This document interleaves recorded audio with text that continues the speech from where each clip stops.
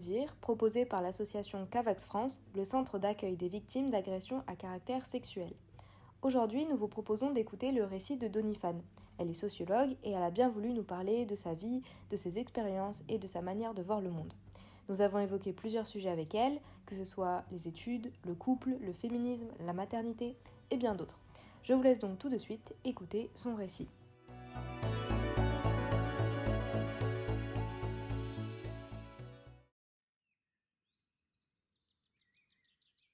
J'ai 62 ans, donc j'ai une formation de sociologue. Là, je n'ai pas d'activité en cours parce que je suis en train de déménager. J'ai élevé 3 enfants et je vis seule dans un petit village, pas loin de la région toulousaine.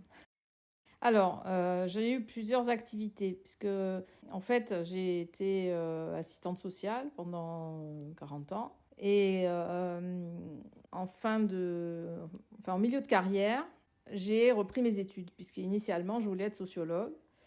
Mais quand j'étais en terminale, on m'a déconseillé. Et pour des raisons familiales aussi, il fallait que je fasse des études courtes et que je sois autonome financièrement. Donc, c'est vers 48 ans que j'ai fait une démarche de validation des acquis à partir de mon expérience et des formations que j'avais suivies en tant qu'assistante sociale. Et j'ai postulé à un master d'ingénierie sociale qui était jumelé avec un master de sociologie. Donc pour moi, c'était tout à fait le bon deal. Et j'ai donc repris mes études à 50 ans. Et donc c'est à 53 ans et quelques que j'ai eu mon master de socio. Donc j'ai pas pu lancer une carrière à ce moment-là. Et j'ai surtout réinvesti ces compétences nouvelles en travaillant dans un groupe d'auteurs de violences conjugales.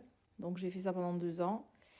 Et j'ai également ouvert un cabinet de conseil pour la gestion de fin de carrière et les débuts de retraite, puisque le fil conducteur de ma carrière en général, c'est le rapport au travail, on va dire. Et c'est vrai qu'auprès des femmes, en tant qu'assistante sociale, j'avais monté des groupes de femmes sur le plan de la santé, des personnes qui étaient en retraite. Et pendant 5 ans, j'ai eu un groupe régulier avec lesquels on a mis en place des séances sur des thèmes qu'elle choisissait. Et je faisais venir des intervenants et petit à petit, c'est elle qui mobilisait les intervenants. Ma fille aînée était en train de faire un master de droit, elle. Moi, c'était important que mes enfants fassent des études supérieures pour accéder à un poste qui leur permette d'être autonomes. Et je me suis dit, mais j'ai qu'à essayer aussi, pourquoi pas, voilà. J'avais toujours ce souhait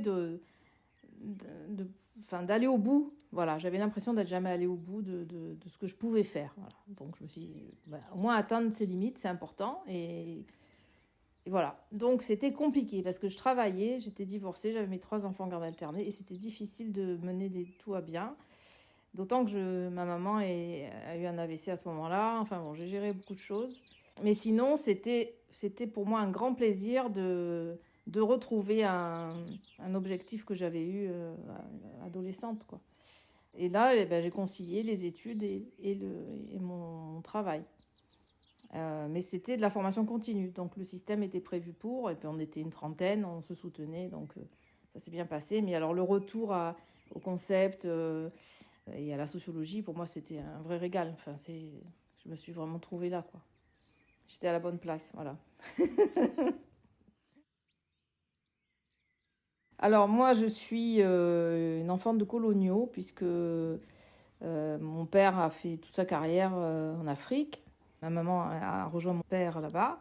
Et après, elle était sans activité parce que mon père était agent commercial dans une entreprise import-export. C'était le système de la mère au foyer. Enfin bon.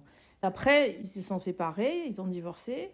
On est venu en France et là, ma maman a été seule à nous élever, ma sœur et moi. Et donc, j'ai connu les difficultés que peuvent rencontrer les femmes qui élèvent des enfants. Voilà. Elle avait travaillé plus jeune comme institutrice et après, elle a repris une activité de secrétariat. Enfin, elle a pris ce qu'elle a trouvé à la quarantaine.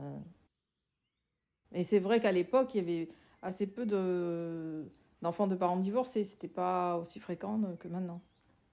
Mais bon, ça m'a pas... Quand j'étais dans la situation, j'ai pas de souvenir de souffrance, voilà.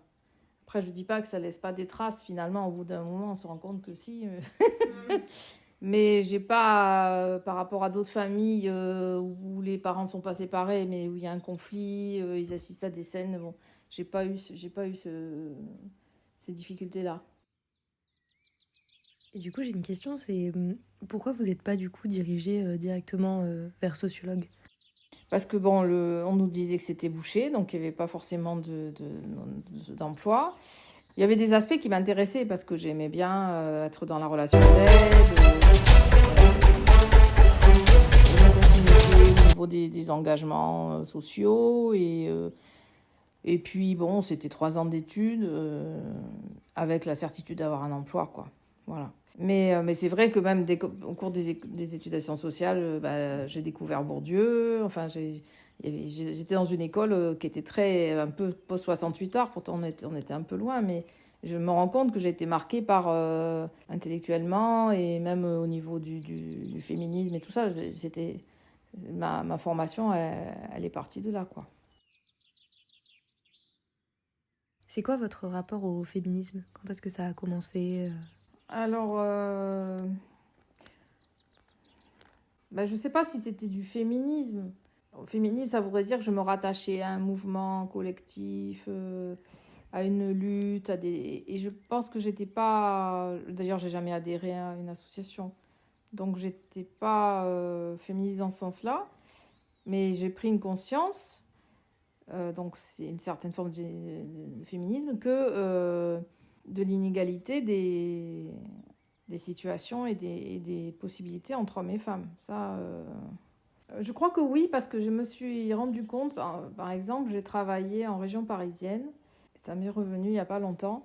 Je travaillais dans une ville nouvelle, c'était de la polyvalence de secteur, ça s'appelait à l'époque, donc c'était les familles, voilà, auprès des familles. Et en fait, le courant passait bien avec les femmes. Elles se confiaient sur leur... C'était des jeunes couples qui venaient s'installer dans des logements... Enfin, c'était une cité dortoir un peu. Et donc, j'avais fait une formation à l'époque, et une formation interne en service social. Et on avait un petit mémoire à rendre. Et je me souviens du titre, ça va peut-être pas vous parler, mais c'était Ne dites pas à mon mari que je suis venue vous voir, il ne sait pas qu'on a des problèmes d'argent. J'avais choisi cette phrase qui m'avait été dite texto et qui voulait vraiment dire, déjà, on voyait l'état de la communication dans le couple, la répartition des tâches et cette intimité, enfin, pas cette intimité, mais une proximité entre femmes. Je pense qu'elle n'aurait pas pu s'adresser comme ça à un homme. Donc c'était les années 82, ça faisait 2-3 ans que je travaillais, peut-être 2 ans. C'est des choses que j'ai pu percevoir d'une vie de couple un peu inégalitaire, la peur de dire au conjoint l'état des comptes. Après, sur le plan des lectures, ça s'est passé plutôt, oui, au cours de mes études de la science sociale, parce que je me souviens, j'avais fait une fiche de lecture sur l'histoire du féminisme, donc j'étais quand même assez branchée sur le féminisme.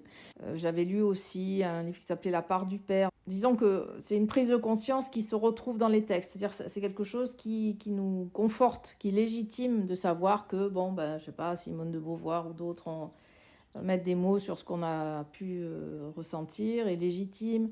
Moi, je suis pour que chaque être prenne sa place dans la société. Parce qu'en fait, c'est même le job d'assistante sociale à l'époque, c'était ça, c'était aider les individus et les groupes à trouver leur place dans la société.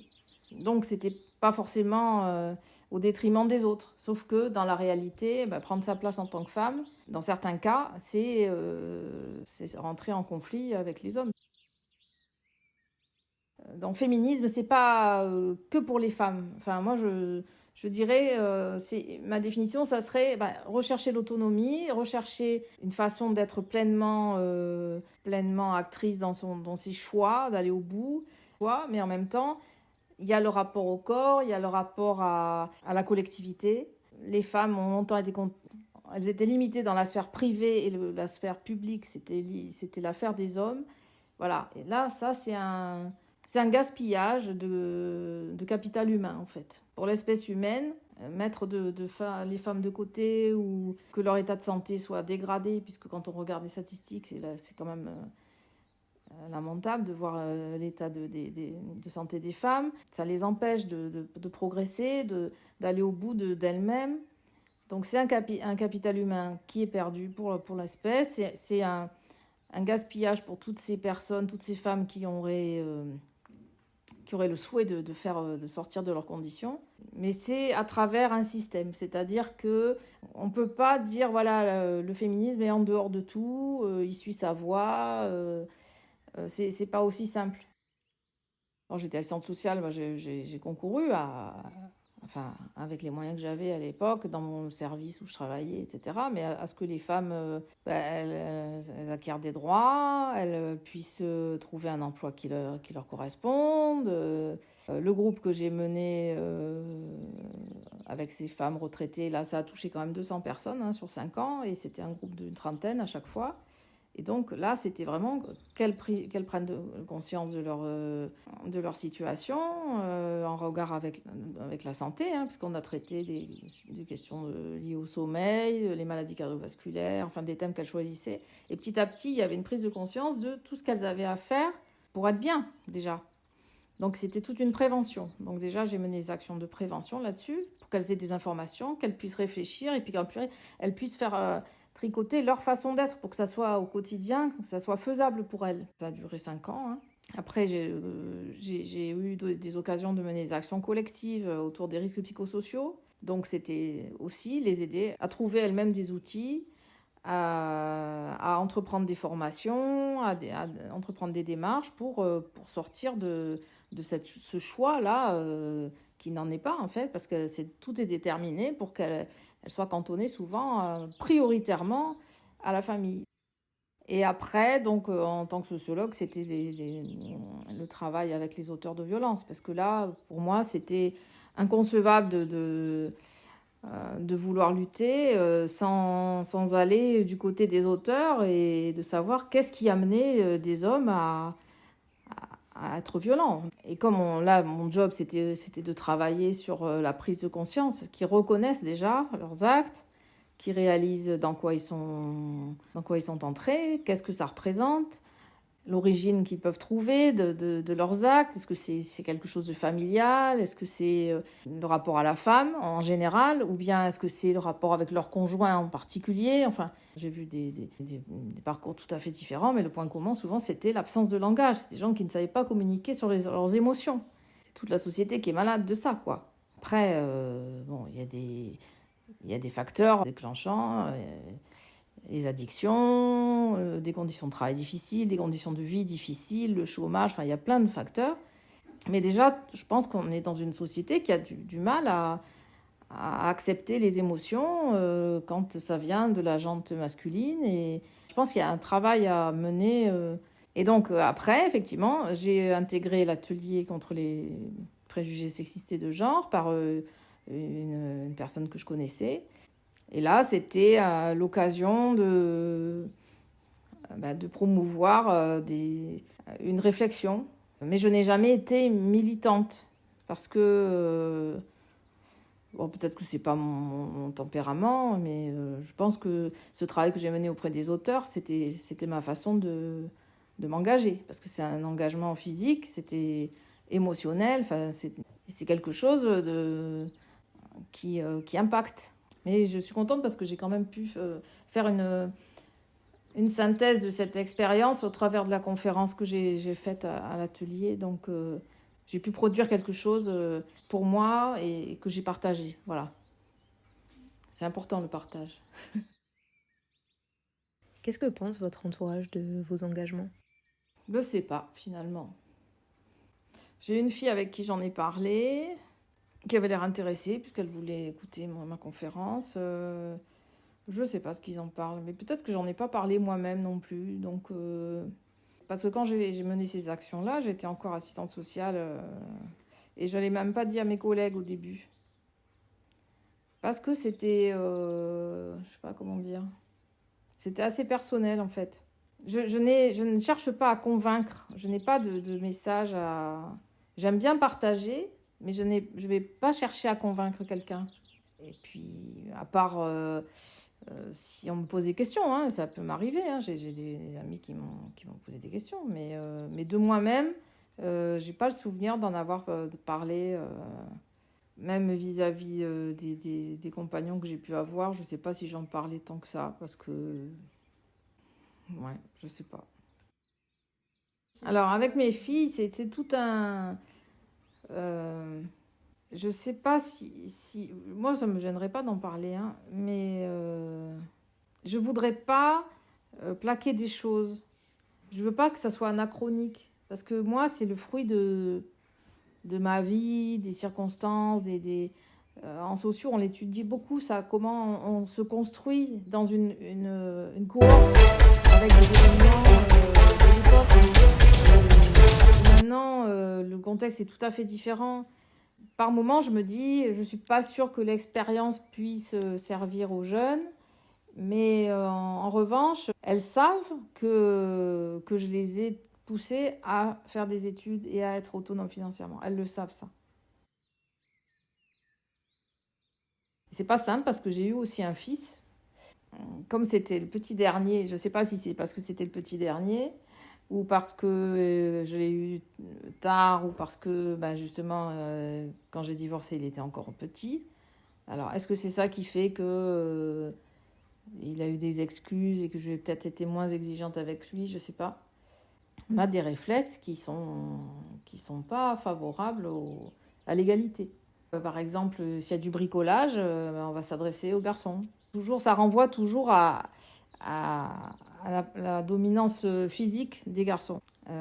D'autant que j'ai lu aussi qu'à l'origine, en fait, quand on remonte au néolithique, en fait, le modèle de l'homme qui ramenait de quoi nourrir la famille, c'est quasiment faux parce qu'en fait, les femmes, quand elles cueillaient, elles étaient assignées à la cueillette, il semblerait que ce qu'elles rapportaient était beaucoup plus favorable au développement du cerveau.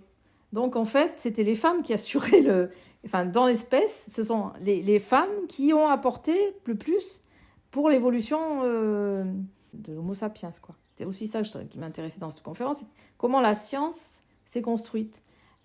Qui faisait la science? C'était des hommes. Donc, ils avaient un angle d'approche où, tout au moins, ils n'allaient pas spontanément sur certaines pistes.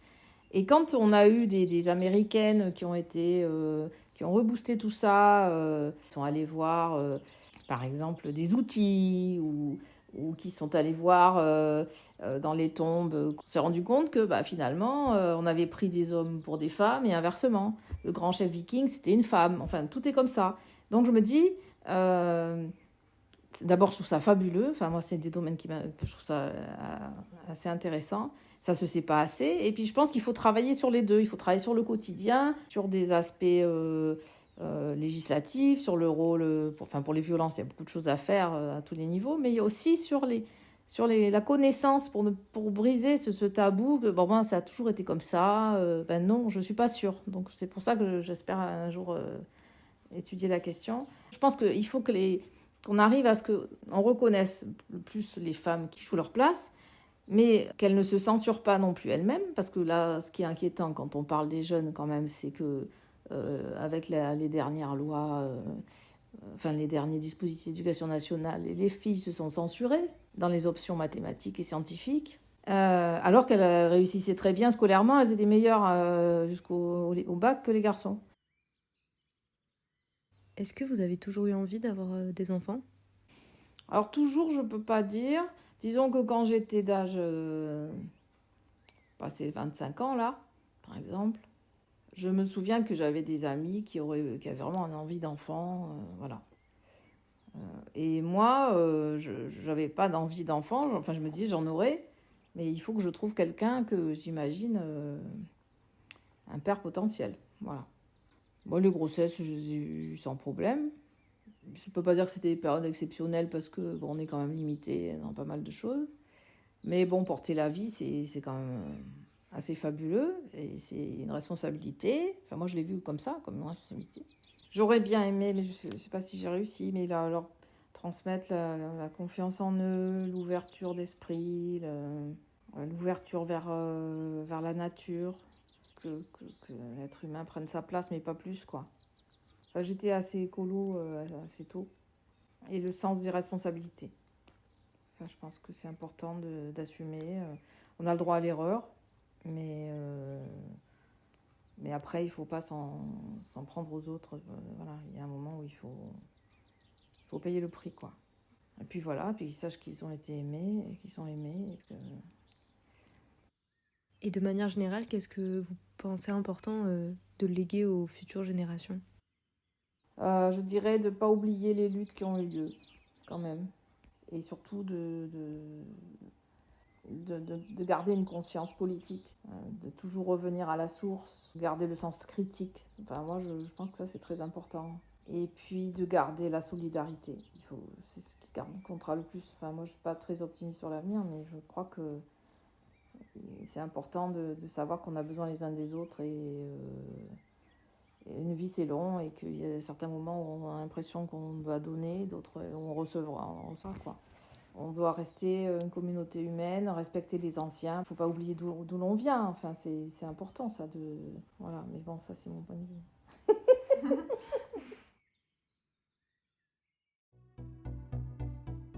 C'était le portrait de Donifane, un podcast proposé par l'association Cavax France. Merci de l'avoir écouté. N'hésitez pas à le partager autour de vous ou sur les réseaux sociaux. Je vous rappelle que vous pouvez retrouver tous nos podcasts sur toutes les plateformes et sur notre site internet cavaxfrance.com. Nous vous retrouvons dès le mois prochain pour un nouveau podcast. En attendant, prenez soin de vous. À bientôt.